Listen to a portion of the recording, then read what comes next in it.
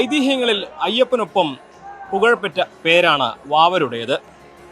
ആദ്യം അയ്യപ്പനെതിരെ പോരാടുകയും പിന്നീട് അയ്യപ്പനൊപ്പം ചേരുകയും ഒടുവിൽ ശബരിമലയിൽ അയ്യപ്പൻ്റെ പ്രതിഷ്ഠയ്ക്ക് മുൻപിൽ വാവരെയും കുടിയിരുത്തി എന്നാണ് സങ്കല്പം. 18-ാം പടിക്ക് കിഴക്ക് ഭാഗത്തായിട്ടാണ് വാവര് നട സ്ഥിതി ചെയ്യുന്നത്.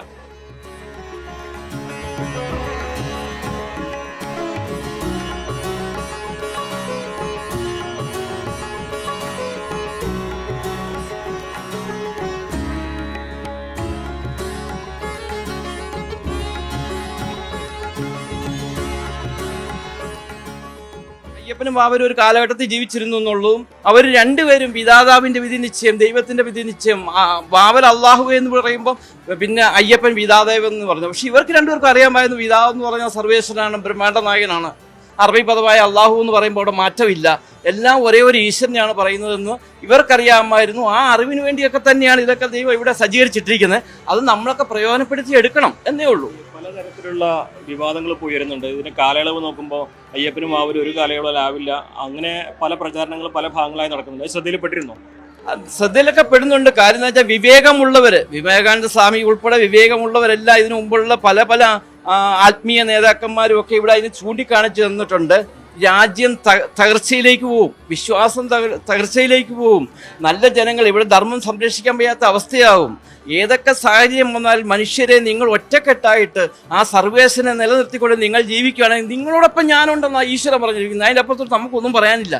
ഈശ്വരൻ ഉണ്ടെങ്കിൽ നമ്മളൊക്കെ വിജയം. ഇപ്പം ഈശ്വരൻ ഉണ്ടാകുമെന്ന് പറഞ്ഞിട്ടുണ്ട്. നമ്മൾ നന്മയുടെ പാദത്തിലേക്ക് നല്ലത് ഉദ്ദേശിച്ചുകൊണ്ട്, നമ്മുടെ രാജ്യത്തിൻ്റെ നന്മ ഉദ്ദേശിച്ചുകൊണ്ട്, നമ്മുടെ ജനങ്ങളുടെ നന്മ ഉദ്ദേശിച്ചുകൊണ്ട്, നമ്മുടെ നന്മ ഉദ്ദേശിച്ചുകൊണ്ട് നമ്മൾ നീങ്ങുകയാണെങ്കിൽ ഈശ്വരൻ നമ്മളോടൊപ്പം നമ്മുടെ ഭാഗം തന്നെ വിജയിക്കുള്ളൂ. ഈ പ്രചാരണം നടത്തുന്നവർക്കൊക്കെ ഉദ്ദേശം സ്വാഭാവികമായിട്ടും പ്രചാരണം നടത്തുന്നവരെ കുറിച്ചൊന്നും ഞാൻ പറയുന്നില്ല. കാര്യം എന്താണെന്ന് ചോദിച്ചു കഴിഞ്ഞാൽ, എന്താണ് ഈ പ്രചാരണത്തിൻ്റെ പിന്നിലുള്ള ഉദ്ദേശ ലക്ഷ്യം എന്നുള്ളത് ഈ പ്രചരിപ്പിക്കുന്നവർക്കേ അറിയുള്ളൂ. ചിലപ്പോൾ ഒരുപക്ഷെ രാഷ്ട്രീയമാകാം, ചിലപ്പം വേറെ എന്തുകൊണ്ടും ആണോ എനിക്കറിയില്ല.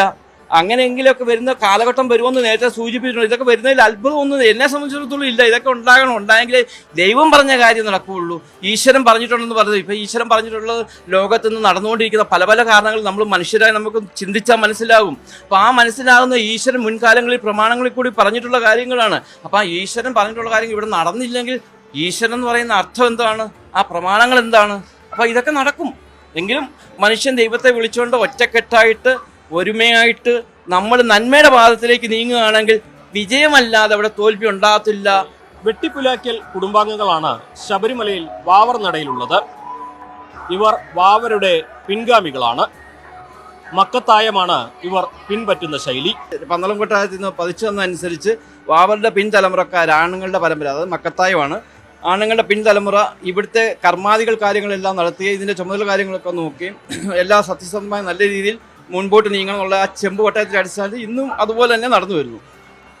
ഇതിൽ ഏതാണ് വാവരുടെ പിൻതലമുറക്കാരുടെ എങ്ങനെ വീട് പേരെങ്ങനെ? അതിൻ്റെ വാവരുടെ പിൻതലമുറയുടെ പേരെന്ന് പറയുന്നത് കാഞ്ഞിരപ്പള്ളിയിൽ കുടിയിരിക്കും ശിങ്കാര മഹദും തങ്ങളുടെ പിൻതലമുറയാണ്. വായ്പൂർ, ആ കാലത്ത് തന്നെ വായ്പൂർ വെട്ടിപ്പിലാക്കൽ ഫാമിലി എന്നാണ് അത് അറിയപ്പെടുന്നത്. കാഞ്ഞിരപ്പള്ളിയിൽ നിന്നും വായ്പൂർ വന്ന് താമസമാക്കിയാണ് പണ്ട് കാലം തൊട്ട്. ഇന്നും വായ്പൂർ അതിൻ്റെ ആസ്ഥാനമായിട്ടുണ്ട്. അതിൻ്റെ കുടുംബക്കാർ പല ജില്ലകളിലായിട്ട് കഴിയുന്നു. വായ്പൂർ വെട്ടിപ്പിലാക്കൽ ഫാമിലി എന്നാണ് അറിയപ്പെടുന്നത്. ഇപ്പോൾ ഓരോ തലമുറ മാറി വരുമ്പോൾ അങ്ങും ഈ തലമുറയിലെ പുതിയ കണ്ണിയായിരിക്കും അല്ലേ? തലമുറകൾ മാറുന്നതനുസരിച്ചത് ഇപ്പം നിലവിൽ ഒരാൾ ഇവിടെ കുടുംബത്തിൽ മൂത്ത ആളുണ്ടെങ്കിൽ അയാൾക്ക് സ്വാഭാവികമായിട്ട് ശാരീരികമായിട്ടും അതുപോലെ തന്നെ എല്ലാ തരത്തിലും അംഗീകാരമായിരിക്കണം. കുടുംബത്തിൽ മാനസിക അസുഖമുള്ളവരായിരിക്കരുത്. എല്ലാ പൊതുജനങ്ങൾ അംഗീകരിക്കുന്ന രീതിയിലുള്ള ആളായിരിക്കണം. കുടുംബത്തിൽ മുതിർന്ന ആളിനാണ് അതിൻ്റെ ചുമതല. അതിന് യോഗ്യത അങ്ങനെയെല്ലാം ഉണ്ടെങ്കിൽ ആ ആളിൻ്റെ നേതൃത്വത്തിൽ ബാക്കി എല്ലാവരും കൂടെ കൂടി ഇവിടുത്തെ കർമാനുഷ്ഠാന കാര്യങ്ങൾ നടത്തണമെന്നാണ്. വാവരെന്നാണ് അറിയപ്പെടുക. ഈ സ്ഥാനത്തിരിക്കുമ്പോൾ വാവരെന്നാണ് അറിയപ്പെടുക. ഞങ്ങൾ ഓട്ടോമാറ്റിക്കായിട്ട് ഈ സ്ഥാനത്ത് ഇരുന്നാലും അല്ലെങ്കിലും വാവരുടെ പിൻഗാമികൾ വാവരന്മാർ തന്നെയാണ്. അയ്യപ്പനെ കണ്ട് തൊഴുതു തുടങ്ങിയവരെല്ലാം വാവര് നടയിലും എത്തുന്നുണ്ട്. അയ്യപ്പന് നെയ്ത്തേങ്ങയാണെങ്കിൽ വാവർക്ക് കുരുമുളകാണ് വഴിപാടായി സമർപ്പിക്കുന്നത്.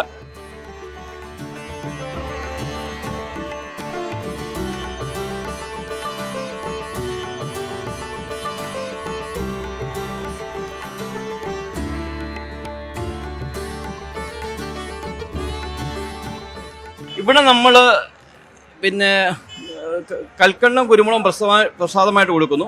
ആൾക്കാർ വരുവാണെങ്കിൽ അവർ പറയുന്നു പ്രാർത്ഥിക്കണമെന്ന് പറയുന്നു. അവരുടെ തലയിൽ കൈ വെച്ച് പ്രാർത്ഥിക്കും, അല്ലാതെയും പ്രാർത്ഥിക്കും. അവന് ഔദും ബിസ്മിയും, അത് ഔദും ബിസ്മി എന്ന് പറഞ്ഞാൽ ശപിക്കപ്പെട്ട പൈശാചിക ഉപദ്രവങ്ങളിൽ നിന്ന് സർവേശ്വരനിൽ ഞാൻ അഭയം പ്രാപിക്കുന്നു, എൻ്റെ കാര്യങ്ങൾക്ക് സമാധാനം തന്നെ ദൈവമേ. അതായത് അതിന് അറബി പദമാണ് ഔദു ബില്ലാഹി മിനശ് ശൈത്വാനിർ റജീം ബിസ്മില്ലാഹിർ റഹ്മാനിർ റഹീം. പിന്നെ ഫാത്തിഹ എന്ന് പറഞ്ഞ മന്ത്രമാണ്. അത് വലിയൊരു മന്ത്രം, വലിയ അർത്ഥവത്തായ മന്ത്രങ്ങളാണ്. അതൊക്കെ തന്നെയാണ് ഇവിടെ ജനങ്ങൾക്ക് വേണ്ടി പ്രാർത്ഥിച്ച് കൊടുക്കുന്നത്. എന്താണ് കുരുമുളക് സമർപ്പിക്കുന്നതിൻ്റെ പിന്നിലുള്ള? കുരുമുളക് സമർപ്പിക്കുന്നതിൻ്റെ പിന്നിൽ എന്ന് പറഞ്ഞാൽ വാവൊരു വൈദികനാണ്, അതായത് ആയുർവേദ ഗുരുഭൂതനാണ്, അതുപോലെ തന്നെ സിദ്ധനായിരുന്നു. അങ്ങനെ പലതര കഴിവുകളുള്ള ആളായിരുന്നു വാവൊരു സ്വാമി. അതിൻ്റെയൊക്കെ അടിസ്ഥാനത്തിലാണ് ഈ കുരുമുളകും കൽക്കണ്ടും ഒക്കെ ഇവിടെ പ്രസാദമായിട്ട് നൽകി വരുന്നത്. ഇവിടെ ഏതെങ്കിലും ദിവസങ്ങൾ പ്രത്യേകിച്ച് ആരാധന ഉണ്ടോ? ഏതെങ്കിലും പ്രത്യേക ദിവസങ്ങളിലൊക്കെ? അങ്ങനെ ഏതെങ്കിലും പ്രത്യേക ദിവസങ്ങൾ ആരാധന നടത്താവുന്ന ഒരു സാഹചര്യത്തിലല്ല നമ്മുടെ ശബരിമല കാരണം പണ്ട് കാലം തൊട്ടേ ഇവിടെ നട എപ്പോഴാണ് തുറക്കുന്നത് അപ്പോഴേ ഇവിടെ ആൾ വരാറുള്ളൂ. ആ ആൾ വരുന്നതിൻ്റെ സാഹചര്യം അനുസരിച്ച് ഞങ്ങൾ വന്ന് നട തുറക്കുന്ന സമയത്തിനോടുകൂടി ഇവിടെ ബാബരി നടയും തുറന്നു കഴിഞ്ഞാൽ ലാസ്റ്റ് ഞങ്ങൾ അവിടെ നടയടയ്ക്കുന്നതിനോടുകൂടി ഇവിടുത്തെ ആൾക്കാരെല്ലാം പോകും. അതനുസരിച്ച് ഞങ്ങൾ നടയടച്ച് പോവുകയാണ് ചെയ്ത്. അതിനോടുള്ളിൽ ഞങ്ങൾ നട തുറന്നു കഴിഞ്ഞാൽ അവസാനമാണ് അടയ്ക്കുന്നത്. ഇതിനോടുള്ളിൽ ആരൊക്കെ ഇവിടെ വരുന്നുണ്ടോ അവർക്കെല്ലാം പ്രസാദം കൊടുക്കുകയും മന്ത്രിക്കുകയും പ്രാർത്ഥിക്കുകയും ഒക്കെ ചെയ്യുന്ന ജോലിയാണ് ഞങ്ങളുടെ ഈ കുടുംബത്തിൽ നിന്ന് വരുന്നവരുടെ ഉത്തരവാദിത്വം. ഞങ്ങൾ കുരുമുളകാണ് എല്ലാ വർഷവും വഴിപാടയിൽ കൊണ്ടുവരാറ്. അത് ഇവിടെ വരാൻ തുടങ്ങി അന്ന് മുതൽ ചെയ്യുന്നുണ്ട്. കുരുമുളക് സമർപ്പിക്കണം എന്നുള്ളത് നമ്മളെ ഗുരുസ്വാമികൾ പറഞ്ഞു. ഗുരുസ്വാമി എത്രയോ വർഷം മുമ്പേ, ഞാനൊരു 20 വർഷത്തിന്റെ മുകളിലെ ശബരിമല ദർശനത്തിന് വരുന്നത്. അന്ന് മുതലേ നമ്മൾ ഇത് ഗുരുസ്വാമി പറഞ്ഞതിന്റെ പ്രകാരം ചെയ്യാറുണ്ട്. വേറെ എന്തൊക്കെയാ കൊണ്ടുവരാറും കുരുമുളകിന് പുറമെ വേറെ എന്തെങ്കിലും? പിന്നെ മാളികപ്പുറത്ത് നിവേദ്യം കൊടുക്കുന്നത്. ഇവിടെ വാവര് നടയില് കുരുമുളക് തന്നെ കൊണ്ടുവരും. അയ്യപ്പന് നെയ്യ് എന്നുള്ള പോലെ വാവരന് കുരുമുളക്. അതെ അതെ, തീർച്ചയായിട്ടും.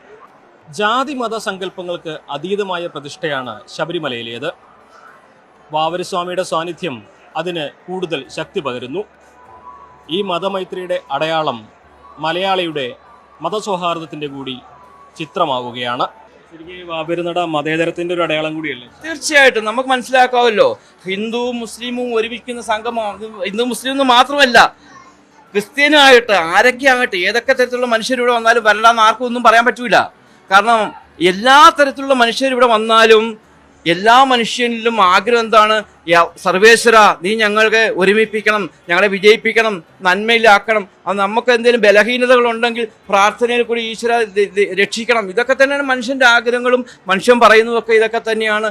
ആ വഴികളിലേക്ക് തന്നെ ദൈവം വിജയത്തിലേക്ക് ആക്കട്ടെ എല്ലാവരെയും എന്ന് മാത്രമേ എനിക്ക് പറയാനാവുള്ളൂ. ശബരിമലയിൽ നിന്നും ഷിജു ചവറയ്ക്കൊപ്പം CB അനുമോദ്, ന്യൂസ് 18.